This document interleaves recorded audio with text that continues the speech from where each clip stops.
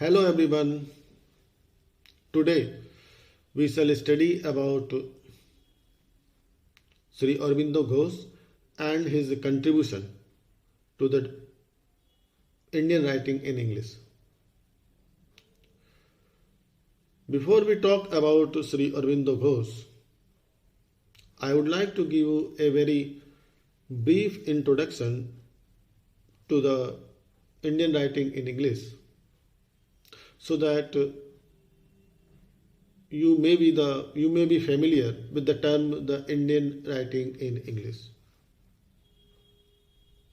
We know that the East India Company came to India in early 17th century. After coming here, they started some English missionary schools and colleges and universities in India. In this way, some Indians also got a chance to get education in those institutions. Some of them who were educated in those institutions were inspired to do original writing in English through their Indian sensibility.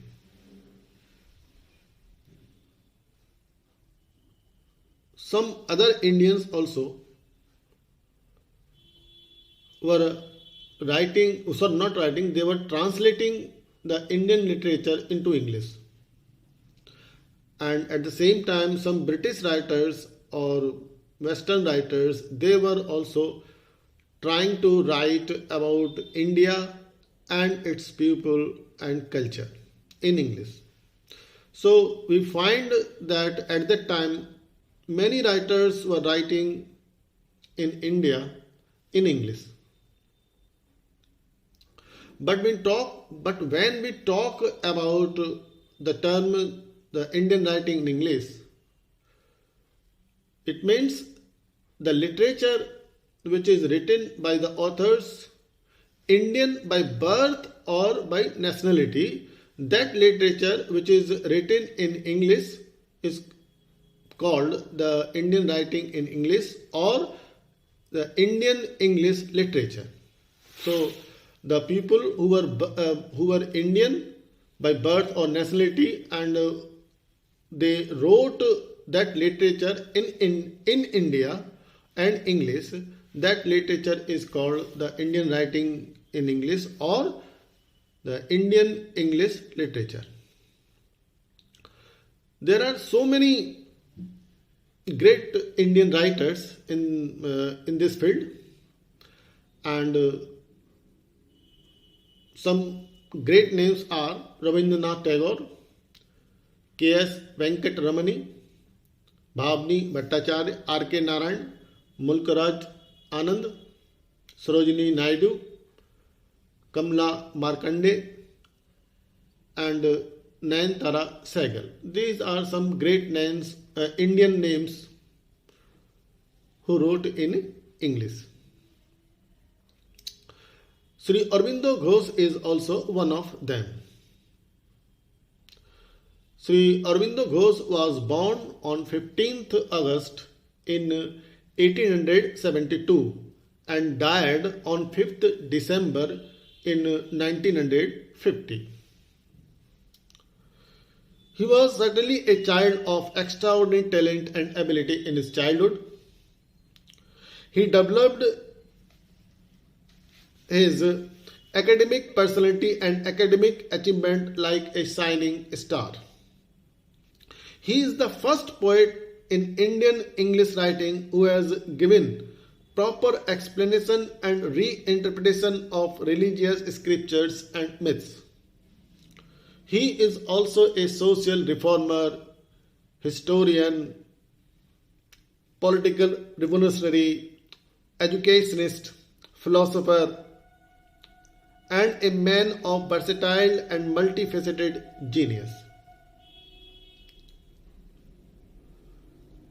He is an outstanding personality in Anglo-Anglian literature. His poetry has its own rhythm and language. Aurobindo has depicted fantastically and excellently the real picture of Indian myth, scriptures, society, and highlights the reality of life and its mission. His writings are against unreality, ignorance, social evils, social blindness, social exploitation, injustice, cruelty, discrimination, ignorance, narrow-mindedness, and hypocrisy prevailing in Indian society. So, when we look into the writing of Sri Aurobindo Ghosh, we find that his writing is influenced by Indian culture, language, Indian myth, scriptures, and he has given the importance to those things. At the same time, we find that he has written some of the evils which were in the society at that time, and he has written against those evils in his writings. For example, social exploitation, injustice, discrimination, ignorance, narrow-mindedness, hypocrisy. These are the things he has written against those evils. In his literary work, he has portrayed the theme of life, death, spirituality, and purpose of life also.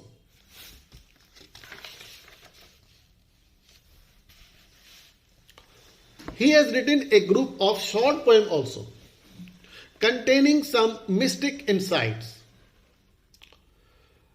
And his famous poems like Invitation and Revelation give true indication of Aurobindo's achievement as mystical poet. He is a great mystical poet also. And these are some great mystical poems. In another phase, which is about from 1902 to 1930, Aurobindo wrote a group of reflective and symbolic poems which at once reflect his political thoughts and mystical growth also. The name of those poems are The Meditation of Mandava, Transformation, A Dream of Surreal Science, Parcelate, The Life Divine, The Human Cycle, and Rose of God are some of those poems which show Aurobindo's growth as a highly mystical poet. After that, we come to his great poem Urvashi. He took about 20 years to complete that poem. 20 years to complete that poem. The name of the poem is Urvashi. It is a mighty and outstanding achievement of Sri Aurobindo Ghosh. It is a poem of about 1500 lines of blank verse. So there are 1500 lines in that poem. The title suggests, Urvashi, that there is a love story in that poem between the king Pururava and celestial Urvashi. And after that, we come to his great work, that is Savitri. It is his masterpiece, Savitri. The epic Savitri surpasses all other attempts of epic poetry, including those of Dante and Milton, because it contains 23,813 lines, consisting of 12 books and 49 cantos. So it is a very long poems. 23,813 lines are there in that poem.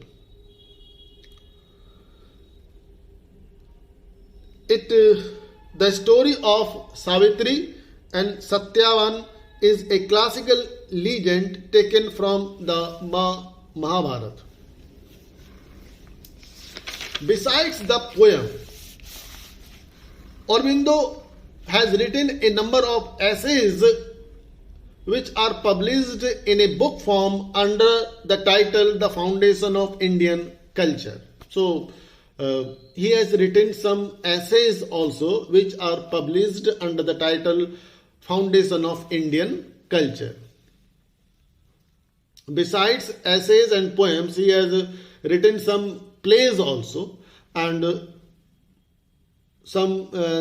name of his plays are Perseus the Deliverer, Vasava Datta, Rodogin, the Viziers of Basora, Eric the King of Norway, Prince of Azure, the Hero and the Nymph.